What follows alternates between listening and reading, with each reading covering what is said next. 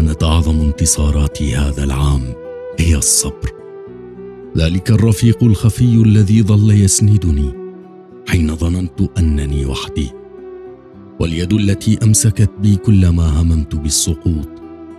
صبرت حتى على البلاء حين أثقلني، وصبرت على الأذى حين جاء من أقرب الناس، وعلى سوء الفهم حين جاء من أبعدهم، وصبرت على أمنية تعلق قلبي بها طويلا فلاحقتها بكل ما فيها، ثم رأيتها تغلق أبوابها في وجهي بلا سبب أعرفه، غير أن الله أراد لي دربا آخر. فالحمد لله على ما تمنيته ولم يكن من نصيبي، والحمد لله الذي وعد الصابرين أن يوفيهم أجرهم بغير حساب.